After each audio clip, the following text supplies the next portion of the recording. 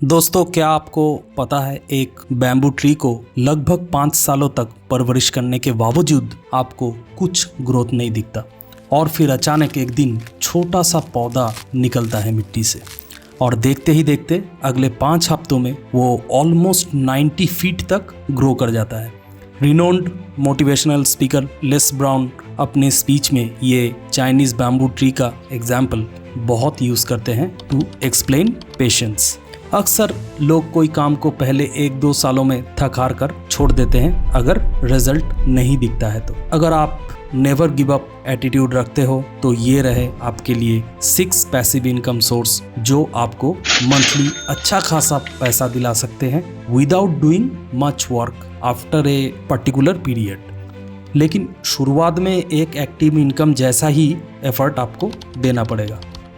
Generally 2 तरीके से लोग सोचते हैं। 1 इज क्रिएटिव थिंकर, जिनको नए आइडियाज़ ढूंढने में मज़ा आता है, कुछ हटके सोचने वाले। नेक्स्ट इज एनालिटिकल थिंकर, हर चीज़ के गहराई में जाने वाले, छोटी छोटी एलिमेंट्स को भी ऑब्जर्व करते हैं। कुछ गॉड गिफ्टेड लोगों में दोनों तरीके से थिंकिंग एबिलिटी है। तो शुरू करते हैं एनालिटिकल थिंकर से। आप लोगों के लिए सबसे पहला आइडिया है stocks, to be specific dividend paying stocks. Companies अपने बिजनेस प्रॉफिट को जब उनके शेयर होल्डर्स में डिस्ट्रीब्यूट कर देते हैं तो उसको डिविडेंड बोला जाता है। फॉर एग्जाम्पल ITC लिमिटेड ने पिछले 2-3 सालों में कुछ ऐसे अपने शेयर होल्डर्स को डिविडेंड पे किए। सपोज आपके पास 1000 शेयर हैं ITC के एज ऑन डेट 23 मई, तो आपको 7,500 रुपये मिलते एज डिविडेंड मनी। अगर डिफ़िकल्टी को रेट करना हो in terms of income generation तो मैं स्टॉक्स को 2 आउट ऑफ 5 स्टार दूंगा, which means relatively easy, because कोई भी वेबसाइट में जाने से आपको आराम से इंडिया के टॉप डिविडेंड पेइंग कंपनीज के नाम पता चल जाएंगे।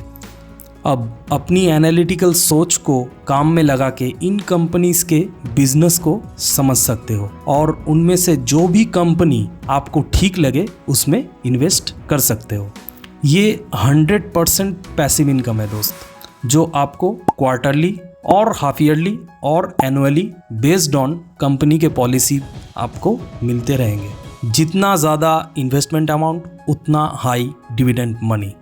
एक डिस्क्लेमर, मोस्टली स्टैब्लिश्ड कंपनीज अपने प्रॉफिट को डिस्ट्रीब्यूट करती हैं बजाय बिजनेस में री इन्वेस्ट करने के, तो ऑब्वियसली उनका ग्रोथ थोड़ा कम होता है।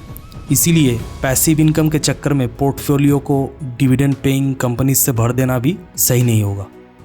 Next is digital marketing.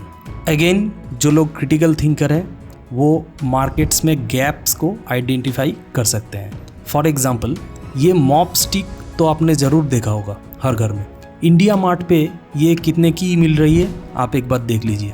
अब ऐसा ही सिमिलर प्रोडक्ट फ्लिपकार्ट पे कितने की बिक रही है वो भी आप देख लो। ऑब्वियसली आप बल्क क्वांटिटी में खरीद के इंडिया मार्ट से इसको फ्लिपकार्ट पे बेच सकते हो और अच्छा होगा अगर आपके पास वेबसाइट है। पेड एड्स रन करा के आप एक ह्यूज ट्रैफिक को अपने वेबसाइट की तरफ अट्रैक्ट कर सकते हो। फिर ड्रॉप शिपिंग से भी आप पैसा कमा सकते हो, इन्वेंटरी का झमेला भी नहीं रहेगा। अमेज़ॉन पे एफिलिएट प्रोग्राम को ज्वाइन कर सकते हो।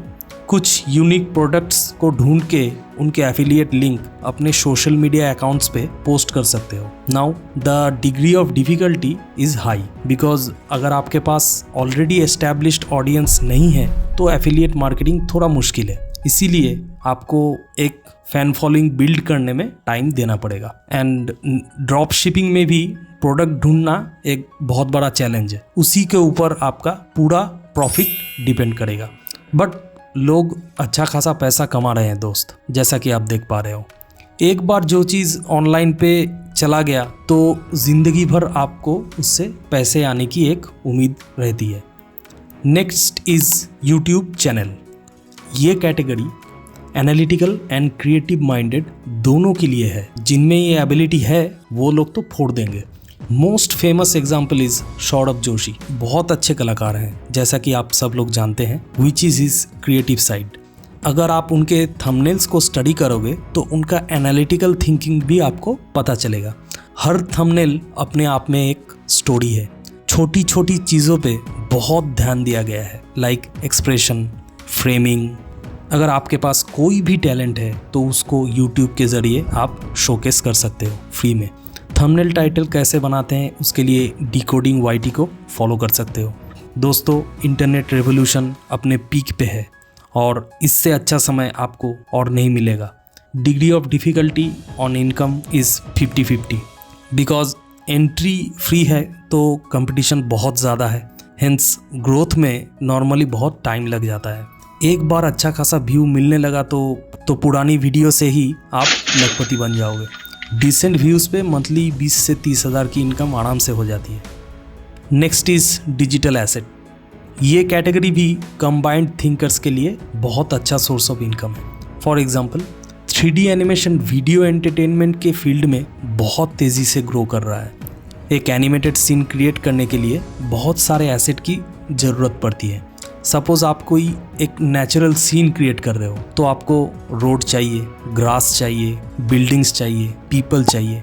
अगर ये सब रेडीमेड आपको मिल गया तो सोचिए कितना टाइम बचेगा एज ए क्रिएटर। तो एनिमेशन आप फ्री में भी सीख सकते हो ब्लेंडर पे, जो कि एक ओपन सोर्स प्रोग्राम है। फिर ऐसे ही एसेट्स क्रिएट करके आप गमरोड बोल के एक वेबसाइट है जहाँ पे सेल कर सकते हो।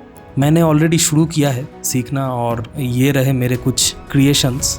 सिमिलरली आप ई बुक शेल्फ पब्लिश कर सकते हो अमेज़ॉन पे, एक भी पैसा नहीं लगेगा। ऑनलाइन कोर्स लॉन्च कर सकते हो यूडेमी पे बिल्कुल फ्री में। आप घर में सोए हो, उधर कोई आपका कोर्स या ई बुक खरीद रहा है और आपको इनकम हो रहा है। This is actually definition of passive income. कितना डिफिकल्ट है? वेल, मेरे हिसाब से 3 आउट ऑफ 5 स्टार है। रिसोर्स एंड पब्लिशिंग दोनों फ्री है, बस ज़रूरत है यूनिकनेस की। Because already similar content available है तो लोग आपका क्यों खरीदेंगे। Some sort of unique value आपको प्रोवाइड करना पड़ेगा। You got my point, I hope. Next is royalty from copyrights. ये कैटेगरी प्योरली क्रिएटिव माइंडेड लोगों के लिए रिजर्व है। फॉर एग्जाम्पल, आपने कोई सॉन्ग कंपोज किया खुद से तो उसको आप PPL पे कॉपीराइट रजिस्टर करवा सकते हो। फिर जब भी वो सॉन्ग कोई स्ट्रीमिंग सर्विस पे प्ले होगा या डाउनलोड होगा तो मैकेनिकल राइट्स के तहत आपको एक रॉयल्टी पे किया जाएगा हर बार बाय द लेबल कंपनी जिसके थ्रू आपने सॉन्ग को डिस्ट्रीब्यूट किया है। अगर फिजिकल एल्बम सेल हो रहा है तो सिंगर को मास्टर राइट के तहत पैसा मिलता है। ऑब्वियसली आपको थोड़ा बहुत इन्वेस्ट करना पड़ेगा, बट यार बहुत कमाई है भाई। एक बार आप फेमस हो गए तो इतना पैसा आएगा संभाल नहीं पाओगे। सोचो इंडिया में ऐसे कितने लोग होंगे जिसको अपना काम करके मज़ा आता हो। बहुत कम, राइट? आप वैसे ही गिने चुने लोगों में हो जो पैशन को फॉलो भी कर रहा है और उससे पैसा भी बना रहा है। वैसे ये बात अलग है कि पैशन को मोनेटाइज करने के बाद वो एक काम ही बन जाता है। डिफ़िकल्टी लेवल और इनकम लेवल दोनों हाई है इस कैटेगरी में। लीजिंग और रेंटिंग। आपके पास कोई घर है तो आप रेंट पे चला सकते हो, नहीं तो Airbnb पे लिस्टेड करके पैसिव इनकम एंजॉय कर सकते हो। सिमिलरली गाड़ी है तो उसको आप कैब में डाल सकते हो। बाइक को फूड डिलीवरी कंपनीज पे रेंट पे डाल सकते हो। मैं अगला साल एक छोटा हाथी लेने का सोचा हूँ, कुछ है दिमाग में चल रहा है, बाद में बताऊँगा। अगर आपके पास कैश बहुत ज़्यादा है तो लोगों को पैसे दे के सूद समेत वापस ले सकते हो। क्या है, सबके पास क्रेडिट हिस्ट्री रहता नहीं है और उन लोगों को बैंक भी लोन देने से इनकार कर देती है। तो अगर आप उनको पैसे दोगे तो उनकी बहुत मदद होगी और आपको भी फ़ायदा होगा। हाँ, थोड़ा सिक्योरिटी इशू हो सकता है जो आपको हैंडल करना पड़ेगा, अदरवाइज आप आराम से 20% की ROI निकाल सकते हो। यंग एडल्ट्स के लिए मेरी एक ही दरख्वास्त है, नौकरी मिलते ही आपके अंदर एक जुनून पैदा होता है कुछ कर दिखाने का, दिन रात एक कर देने का। लेकिन नौकरी के साथ साथ आप ऊपर में से कोई भी 1 या 2 पैसिव इनकम जनरेट करने का कार्यक्रम अभी से शुरू कर दो। सिंगल सोर्स ऑफ इनकम से ज़्यादा रिस्की और कुछ भी नहीं है दोस्त। कोविड में वी आर फैमिली बोलने वालों से बहुत लोगों को ऐसा झटका मिला है, जिंदगी में नहीं भूलेंगे। आई होप वीडियो से आपको कुछ वैल्यू मिला है। If yes, then please like the video and consider subscribing my channel for more such contents. Thank you for your time.